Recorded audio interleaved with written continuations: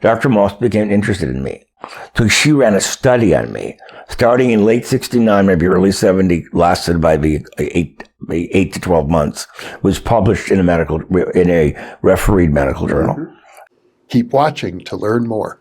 Book 4 in the new Thinking Aloud dialogue series is Charles T. Tart, 70 Years of Exploring Consciousness and Parapsychology, now available on Amazon. New Thinking Aloud is presented by the California Institute for Human Science, a fully accredited university offering distant learning graduate degrees that focus on mind, body, and spirit.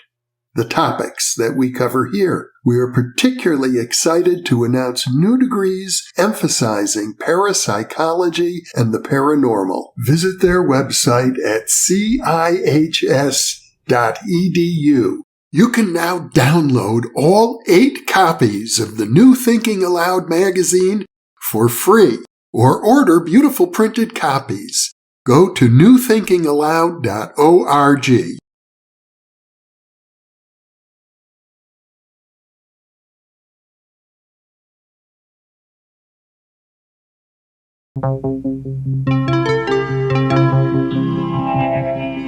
Thinking Aloud. Conversations on the leading edge of knowledge and discovery with psychologist Jeffrey Mishlove.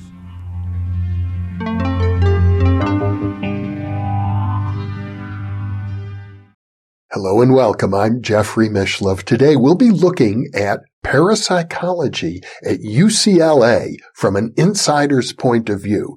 My guest is Dr. Barry Taff. He is the author of Ghosts Below, Aliens Above, Explorations into the Unknown. I first met Barry in the mid-1970s when he was then a graduate student research assistant working in the laboratory of Dr. Thelma Moss, a parapsychology laboratory that was part of the UCLA Neuropsychiatric Institute. I visited Barry at his home recently in Palm Desert, California, conducted a series of interviews with him. This is the first of that series. For those of you who are especially interested in phenomena of high strangeness, I think you'll find this series to be especially valuable. And now I will switch over to the video recorded in Barry's home. Okay. Why don't we start, Barry, with your childhood, because you're explaining you've had these abilities since you were very young. In our culture, when we're unique in some way or get attention in some way, people react to you differently than they do to other people. So if you're an actor, you're a producer, you're a director, you're an artist, you're a famous politician, you're a scientist, you're an astronaut, you're whatever the case may be, you're a wonderful writer, as I said. People look up to you and they go, wow, isn't that interesting? But what if you're unique in ways that isn't shared by the general population? That being, you're having these ongoing paranormal occurrences around you. When I was young, telepathic, clairvoyance, precognition. But another element of that began when I was 10 years old, and I almost got thrown out of elementary school because of that.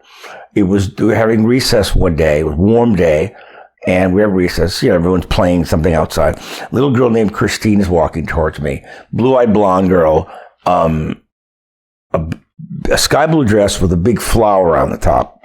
And she's walking towards me, and suddenly this other vision I've had, the ability to see, cut in. Like Superman's X-ray vision. I could see under her dress there was a tube here and a plastic bag, and the tube was going into her side. I went up to her and I said, Christine, what's that tube and bag? And she started screaming and ran back, got her teacher. They dragged her in the principal's office, and she said, what did you see? Oh, I should say, Christine had a colostomy bag, and I'm 10. I didn't know what a colostomy bag was. How would I know? So anyway, the principal says, did you sneak in the girl's bathroom or did you look under Christine's dress? I said, I did neither. What do you mean? I said, well, it just turned on. He goes, what? Like X-ray vision. He goes, all right. said, you know, and I'm going to call your parents. I called my mom. Both my parents were at work. And he said, what the hell's going on with your son? Was he a peeping Tom? And he told my mom what happened. And she said, Barry can do this. What? Barry can do this. He can look through people like they're glass. It's spontaneous. He can control it to a certain amount. Some principal obviously thought my mother was as crazy as I was. And she said, he can't stop it, but he can turn it on when it's important to him. Yeah, I hung up on her. You're nuts, basically. So he turned to me and he said, let me make this clear to you, Barry. If this ever happens again, and by the way, before I said, my mother, all she kept saying is, he can do this. He can do it. He can do it. But the principal said, if this ever happens again, I will have you thrown out of school. I will have you arrested. You will go to jail. So I'm talking to him as I'm speaking to you. And suddenly I see that he has an appendicitis scar, an appendectomy scar. That's always kind of purplish. It's keloid. I didn't use that word then. I didn't know it. I said, what? You see that scar from your appendix being, what? And it's always different colors. And he turned different colors, and blue and red and green. And he said, I don't know what you are. You're obviously, your mother's supporting you. You got a problem. If this ever happens again, you'll be thrown out of school and going to jail. Okay. It did happen again. I never spoke of it. Now, this is an ability I understand you've really had. It continues to this day. Right. I remember in junior, it manifests in different ways. One of the things it did was, there was a girl named Helene in junior high, and I remember her last name, but I'm not going to use it. Attractive brunette, big blue eyes. Taller than me, but everyone was taller than me. And every time she got near me, even if I didn't know she was near me, I would black out. I would pass out. And she'd come up behind me, kids are walking around, boom, boom. She was epileptic. I didn't know it at the time, but so I learned, this is not good. There was some kind of sympathetic reaction. Medical intuitive. Our body's sensing this stuff. It just happened. And then my mom says, you can really do this? There's something wrong with Dad. My father, her husband. Can you tell me what's wrong? Now, they already knew, and he hadn't had anything done about it. I said to my mom, is it visibly discernible? No. Okay, sat next to my dad on the couch. I have a hiatal hernia. My mom said, you guessed. I only said one thing, and I was right. So how did you even know? The word just came out. Well, that was a little older at that time, but I knew where it was. I knew where I could feel pain and distension of the lower abdomen, and I knew it. There's so much of this in my life. For example, in 1973, the lab was up and running. I had been there for 4 years now. We're talking about the UCLA Parapsychology Lab was part of the Neuropsychiatric Institute. Yes. So anyway, I met a girl there named Carol. She visited. We became friends and we started dating. But who cares about that? So we're having a good time together. And I made her place once, and I said, "Oh, Carol, you got a tumor. It's right here. What? It's." Tumor right here. It's benign. She goes, what tumor? What tumor? How do you know? How do you see it? I go, I can't tell you. I don't want to hear about it. She finished her education at UCLA. She got a job for a big company, had to have insurance physicals. They found a lump, a tumor. Thank God it was benign, as I told her it was. And she said, how do you know it's benign? I don't see calcium around it. You what? Okay, so they took it out. The ability I have is good, but it also interferes with things. But we're going to bounce around here, different stories. When The Dark Knight came out, 2008, I think it was. So went to a screening of it with a friend of mine, a girl I knew from UCLA way back when. She came back to town. We went to the Directors Guild Theater. Movie starts, and suddenly my bladder's burning it, cramping it. I'm going, oh my God, what's going? Oh, and suddenly she said, I got a call from my daughter, got to leave. So we'd driven there separately. She leaves. The minute she leaves, I'm fine. I watched the movie, which I really enjoyed. Next day, she calls me. The girl calls me, and she says, her name was Lauren. How was the movie? Good. I said, yeah, but I had a lot of problems with my bladder early on. She goes, that's really odd. I've had a really bad bladder infection for a week. Okay. Next time we sit 5 seats apart. But it gets worse than that. When some movie I was seeing like 20 years ago in Century City, sat down, a stranger sat to my right, and suddenly my kidneys were killing me. And I spoke of it to my friend I was with, and this man to my right said, it's odd because my kidneys have been killing me. Okay, get up, move to another seat. And it goes away. Yeah, because I'm far enough away.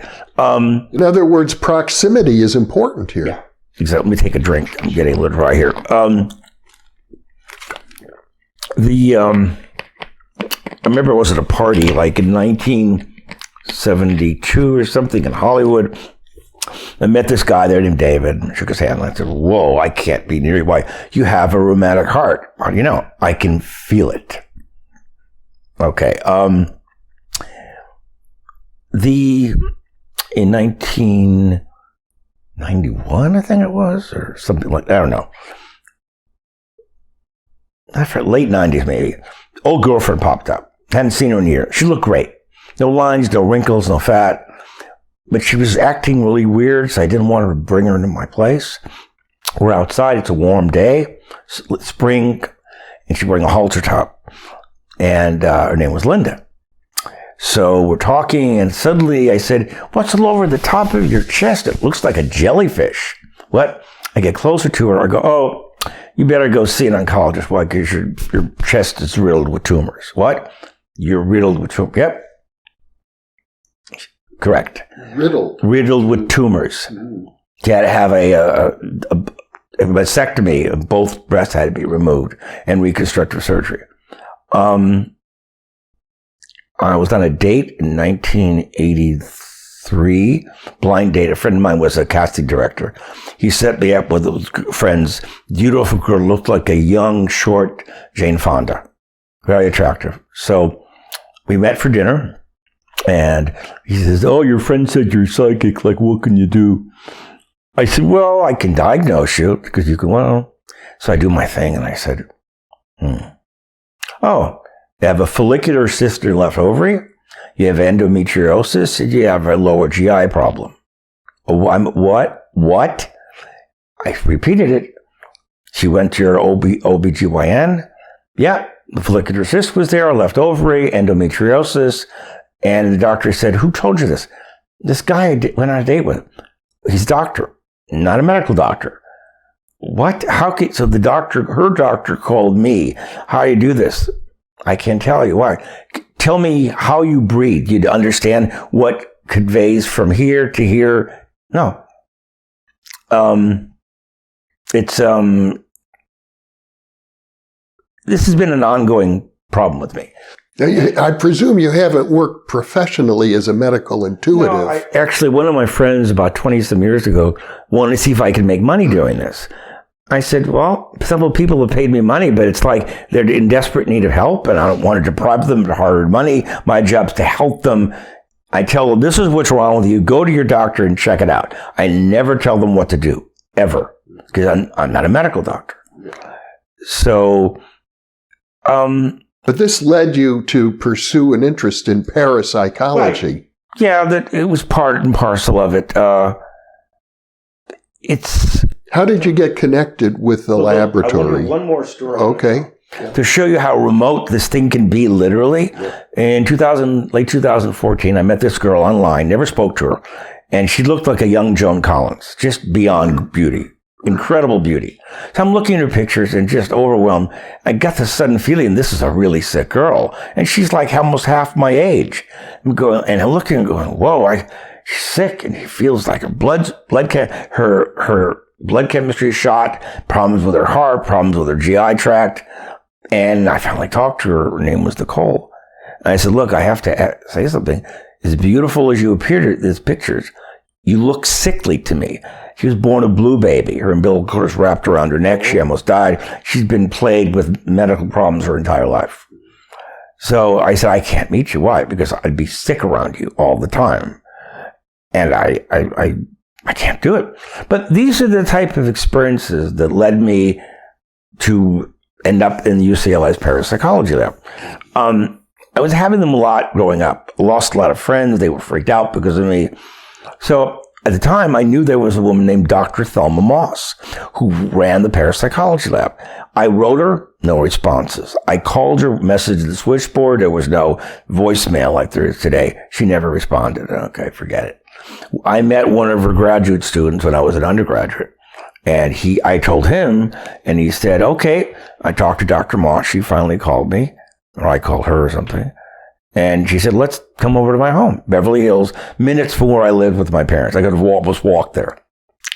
So I meet her. I knew nothing about her other than her work in the paranormal. Knew nothing about what she did. So she said, okay. And she threw me her keys to hold. You do psychometry. Yep. So I described things, this and that. And I said, I see a fat, blue-eyed blonde woman named Shelley, and she's screaming all the time. Her best friend was Shelley Winters. And it's an accurate, if not unflattering description of her, unfortunately. So there are other things I said. So Dr. Moss became interested in me. So she ran a study on me, starting in late 69, maybe early 70, lasted about 8 to 12 months, was published in a refereed medical journal. And okay, so you're psychic. Okay, then why me? Why not my friends? Why not my family? Why are these things happening to me? And that was what motivated me. I'm very skeptical. People tend to embellish and exaggerate things and lie. And once you get beyond that, there's something extraordinary going on. We could ignore it, bury our heads in the sand, or we can jump at it and grab it, try to understand it. My interest wasn't proving this because I knew it was real. I lived it. My interest was I'm coming to understand what it is, how it worked, and why it worked. So in that regard, after the study was done with me, they were trying to do something on campus, the other end of the campus away from the NPI, and describe what's going on. And I could do it. It was very easy to do. Remote viewing is just basically telepathy, clairvoyance, and precognition bundled together with another term. That's all it is. So the study was done, was published in a medical journal. Okay, big deal. My interest became, can I take normal, emotionally healthy, emotionally stable people who are not in psychotherapy, who are not undergoing psychoanalysis, to help to train them to enhance some inherent abilities they have or had? Can it be done? Well, started running these in my website. There's an article, will be in my new book. It's called Learned Psi Training to be Psychic. And I use a simple learning paradigm. And that is, if you're getting impressions about something, paranormal, remotely accessed information, and you're given immediate positive feedback and reinforcement to those experiences, you will learn to know what to pay attention to versus what to ignore. You get rid of the noise, you want the signal. So we had these groups, we ran them in a conference room in the NPI on the seafloor, and once a week, sometimes twice, but mostly once. And it was amazing. The continuity, the consistency of it, the accuracy of it were so extraordinary. And my article on my website speaks of that. Some interesting bits. There was, there were so many things that happened. Early on, Dr. Moss would send people to the groups, and we didn't know who they were. They were dressed normally. They were men and women, mostly men. And we learned later they were from the Defense Intelligence, from DARPA, CIA, ONI, DLI, all these groups. But we didn't know who they were. They would give us, what we did was this. Let's say you came to our group. We didn't know who you were. You then gave us the name of your wife, first name, Our job was to access what information we could on her. We didn't even know who you were. And then what would happen was we would verbally espouse our perceptions in a sensory-deprived environment. You couldn't see or hear a damn thing. And then after it was over, we would replay the tape. You would take control, and we say, every time you hear a comment that's accurate about what we said, really accurate, stop it. If it's not accurate, don't stop it. So let's say, again, we didn't know you. We just spent 10 minutes rattling off our impressions. You take the tape, and we start to scroll. Let's say it's your wife. Now, when you say we, these are the people in the Psi Development class. Right. They went from as low as 8 or 9 up to maybe 15 at a time. Every type of person, academicians, artists, actors, lay people working different jobs. But, okay, so we do the session, you take the control remote, and you're playing back the tape, and, we describe this woman, yeah, her looks, her height, the home you live in, and you're going, yeah, whoa. Yeah, easy to do. When the people that were sent to us from the intelligence military groups, we described information that was so state-specific, that was so focused, that on one occasion we described the development of a Trident sub and the D-2 missile when it was nowhere near being deployed. They were still developing it. And they demanded we surrender the audio tape, which we did. Now, it had to sign a national security oath. Okay. So the intelligence community became really interested in what we were doing because we could do it again and again and again. They wanted to work with us. UCLA went, no way. They've been political suicide. To be formally linked to parapsychology would kill their endowments. They were already involved with psychosurgery, orbital undercutting, and the MK Ultra crap before I was even there. Dr. West had that on his resume. It wasn't good. So they don't care what funding would come in. They didn't want it. Now, who is Dr. West? Dr. Julian West was the head of the Neuropsychiatric Institute, and he thought we were crazy. He didn't like Dr. Moss. He fought us tooth and nail. We knew we were on borrowed time. We were living day to day there.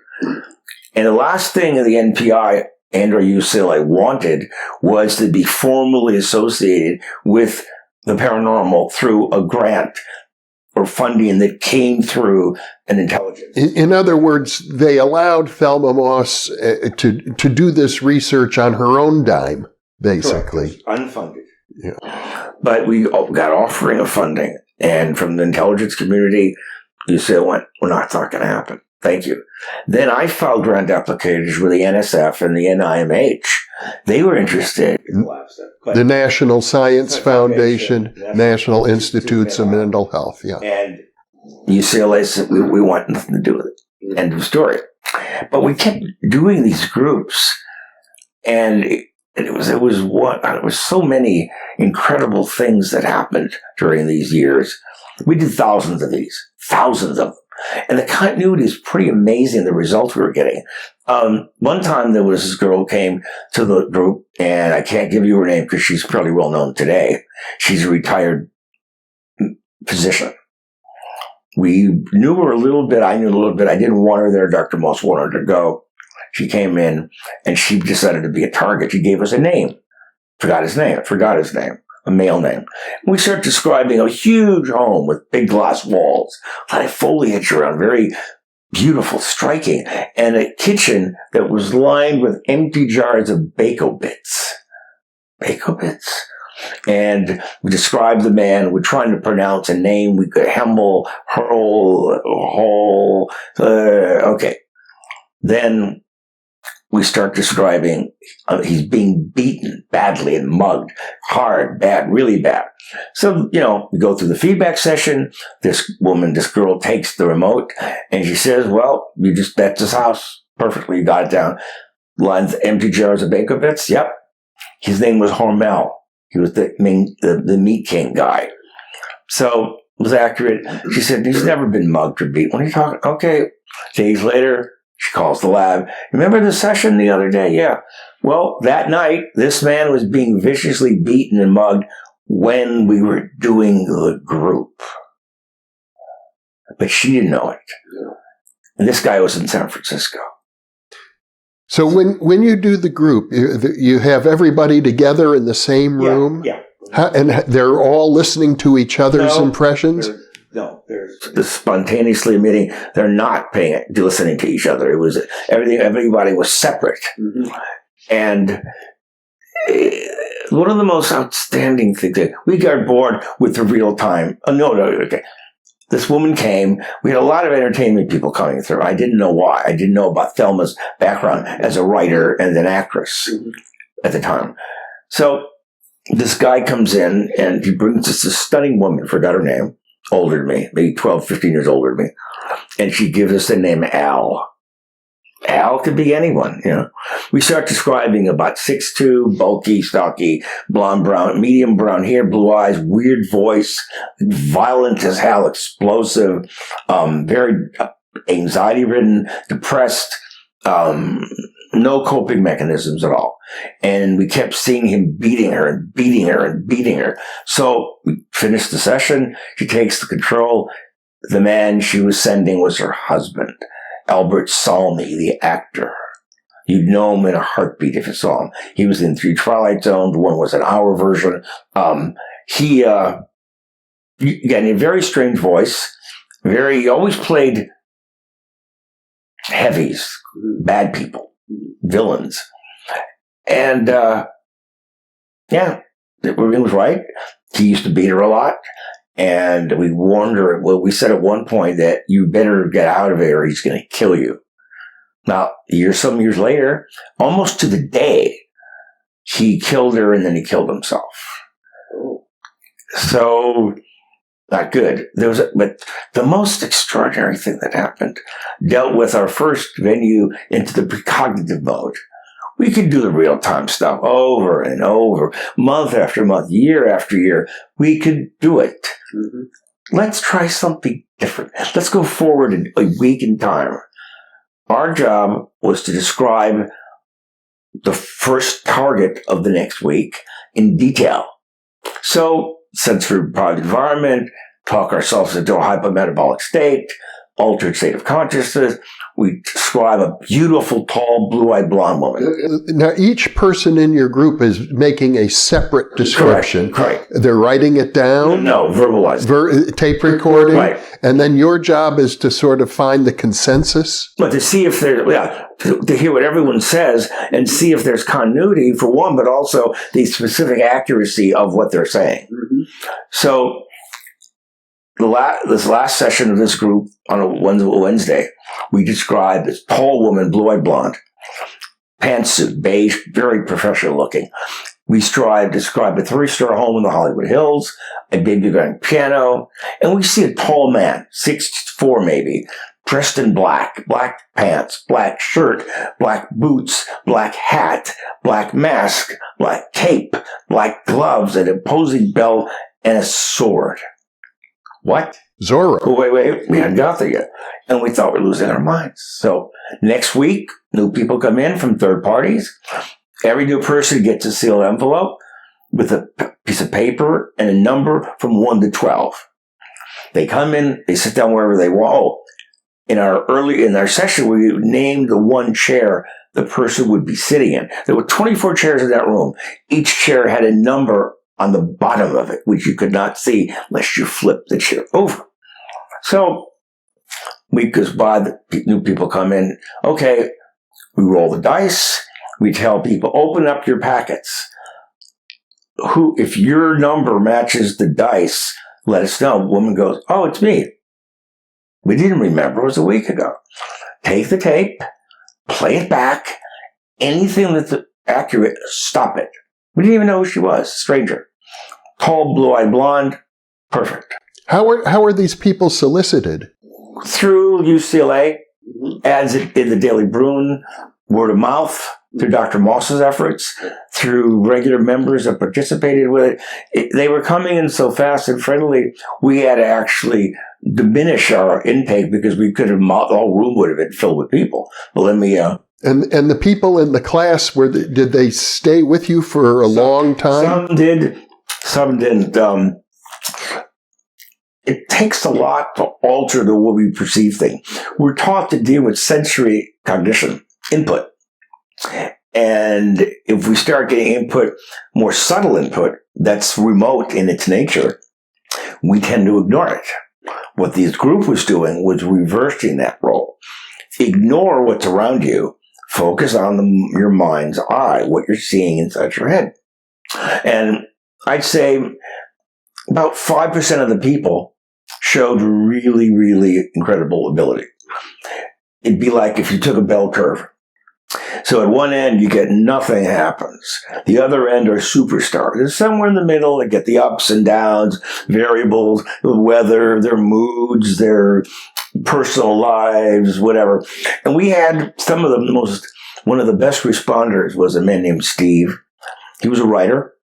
And he was my age. I thought he was 20 years older than me. Kind of odd, but very gifted. And there was another guy named Jim, another guy named Richard. All were incredibly good, but it took time to counteract the way we normally think. That different learning paradigm is simple. You positively reinforce what's correct. You get positive feedback, reinforce. You learn what's real, what isn't real. What's real, what isn't real. So with that, let's get back to this thing. Yeah. We described the tall man in black. Right. The woman takes the control.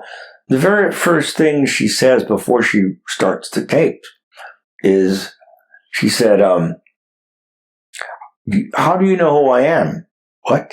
How do you know who I am? And we went, what are you talking? Her name was Tony.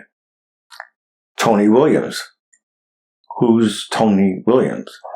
She said, my father's Guy Williams, who played Zorro.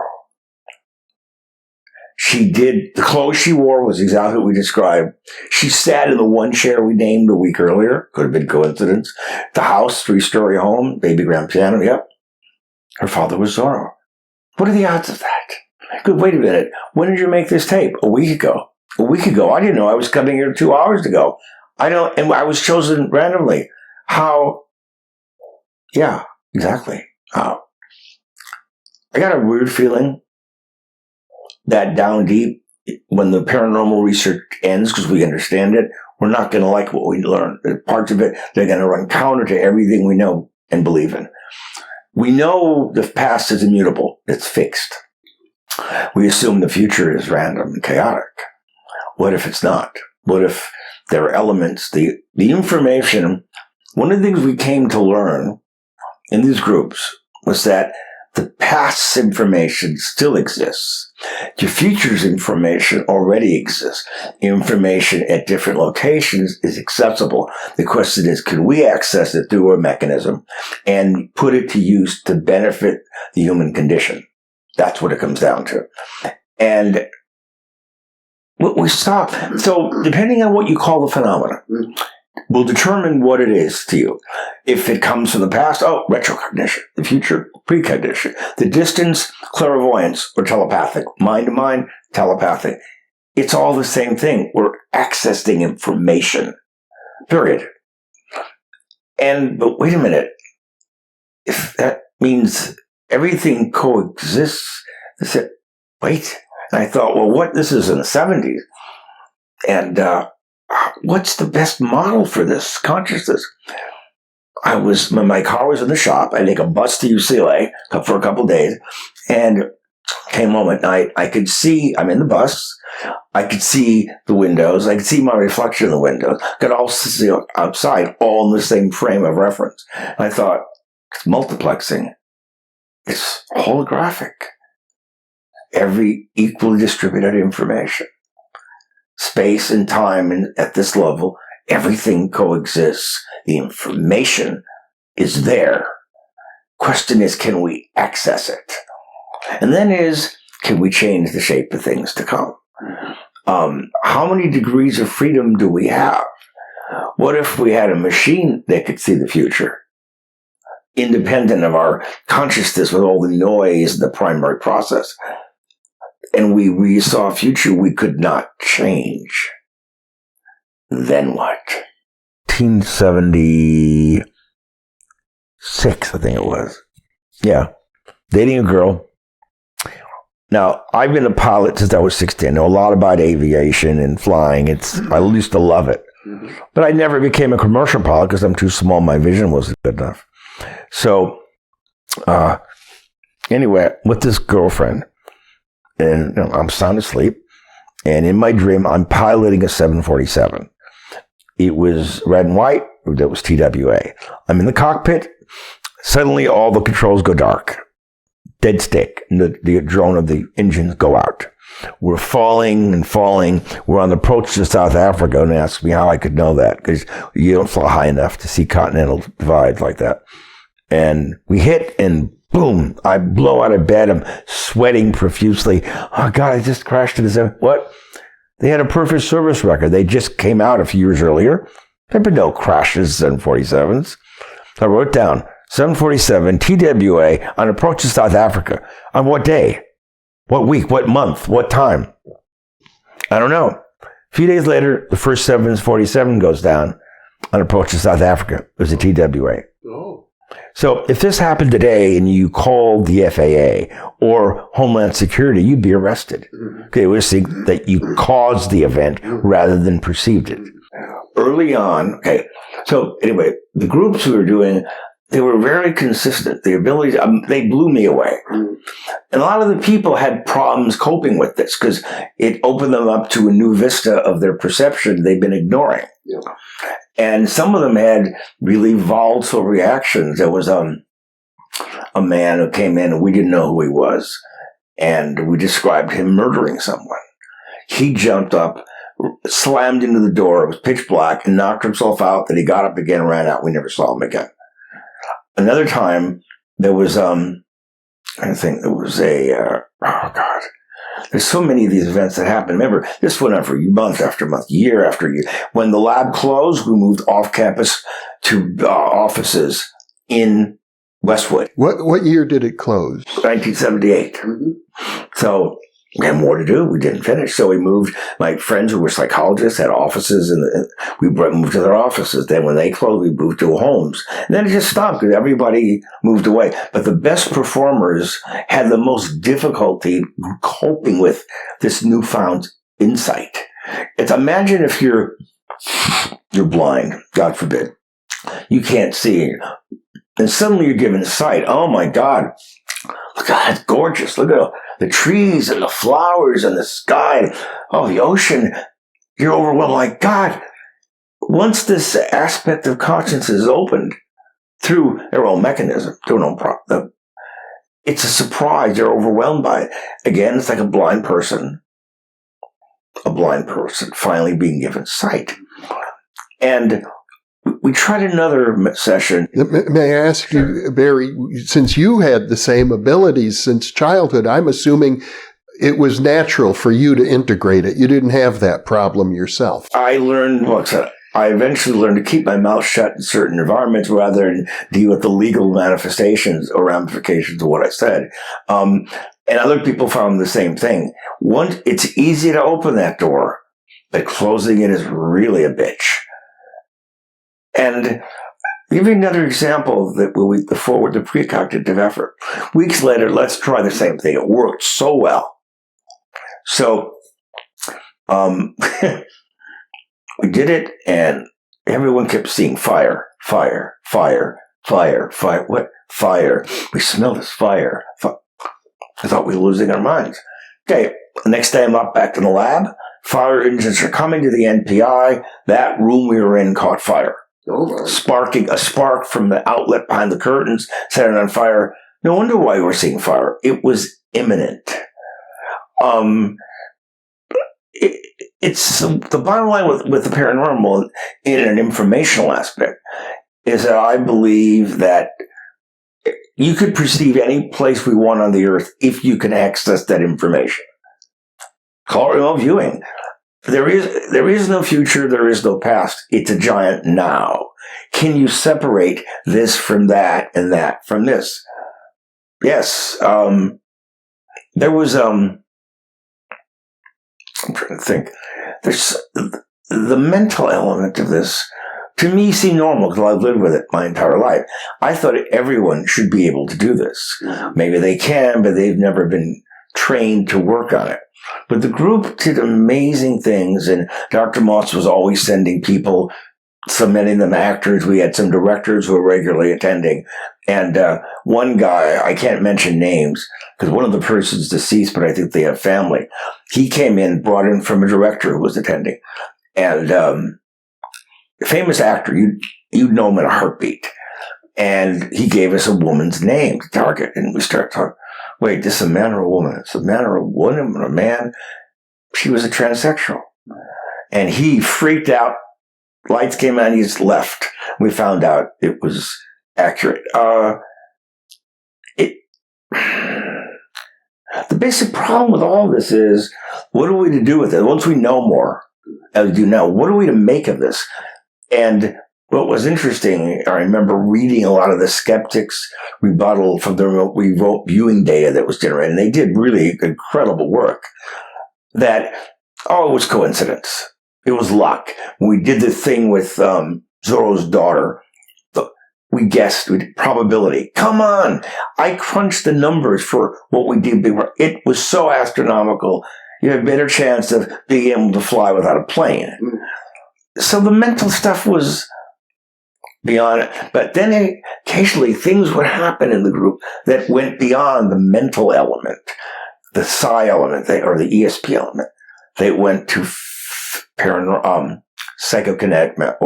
So this one girl came. She was a poltergeist agent. I met her in a case in 78 or 70s. Anyways, she came, and she was somewhat reluctant to participate. So this pitch black room, this giant red ball of light, bigger than a human head, comes flying out of her across the room. Everybody, whoa! Everyone jumps back. The lights come on, and she's in a fetal position, and she's in the chair, and she left, and she never came back. But so this is the real time paranormal stuff, and it was amazing. And even though I talk about it like it's no big deal, it was like eating your best food for dinner every night. It's again and again. Why it worked this well, I don't know. But we had a lot of people. Oh, and then this is interesting. Now, remember who Carlos Castaneda was? Yeah. Okay, now, I never met the man. I wouldn't have known him if he was standing next to me in a room. So during the lab, Thelma says, Dr. Moss says, keep track of your dreams. Anything interesting, write it up. Bring it in. Okay. Most of my dreams are irrelevant. So, one night, going to sleep, trying to go to sleep, and I hear crackling and snapping, like high voltage static or Velcro being pulled.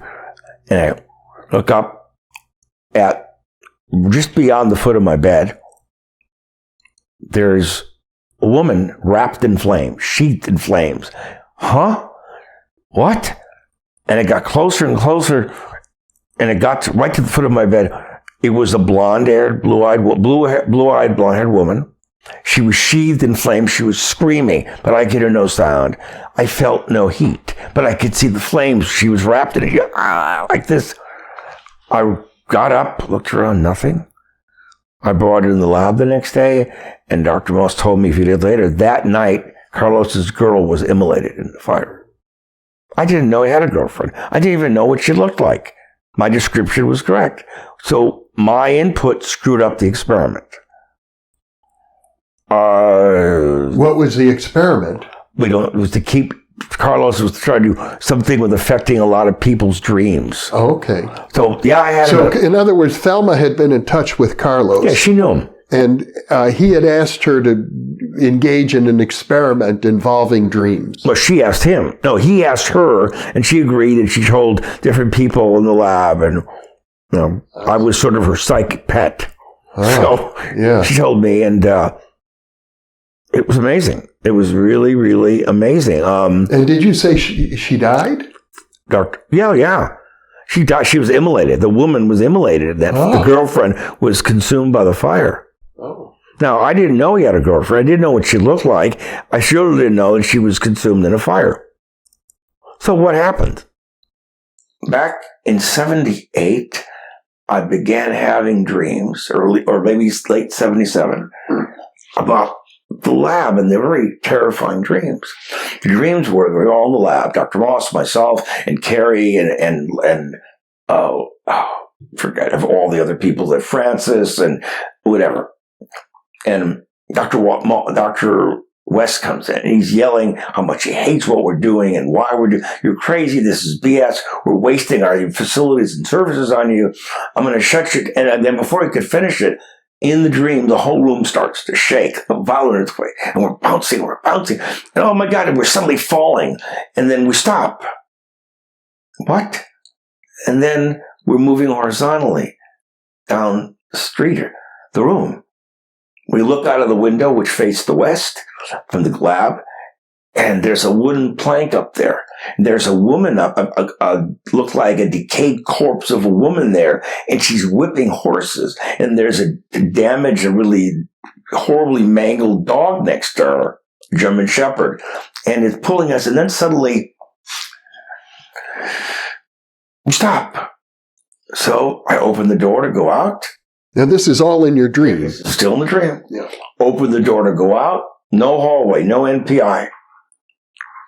What's this? So I walk out, and I walk down down steps rather than a hallway. And I turn back, and I see the room is now an 18th century or maybe 19th funeral coach. Glass walls, black gas lanterns on each side, and the corpse-like woman is there with the corpse-like dog. And I go, why are we here? You're all dead, and I brought you here to bury you. What? You're all dead. I'm here to bury you. Oh my God. So I woke up. I was drenched in water. So I came in. I told Dr. Moss, she goes, well, maybe we might die in the room in a major earthquake, or the lab will die as an entity.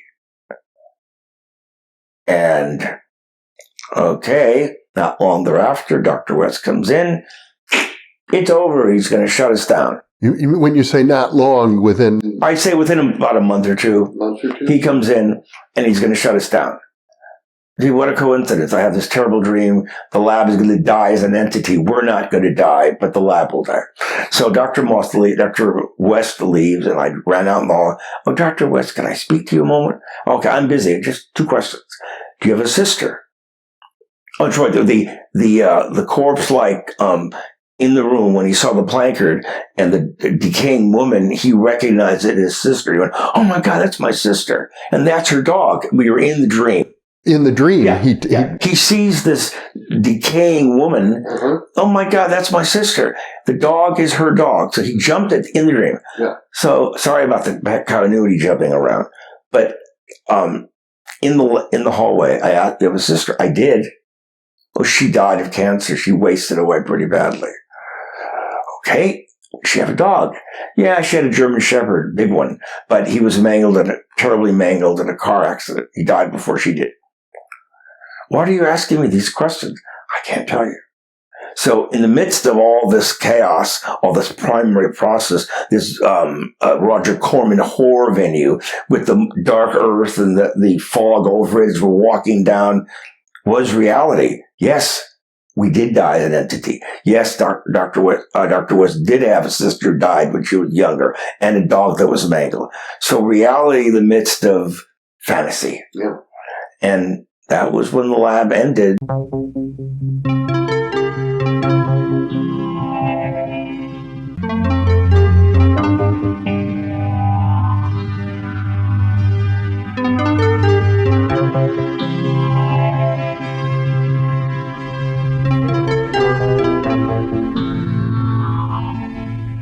Book 4 in the new Thinking Aloud dialogue series is Charles T. Tart, 70 Years of Exploring Consciousness and Parapsychology, now available on Amazon.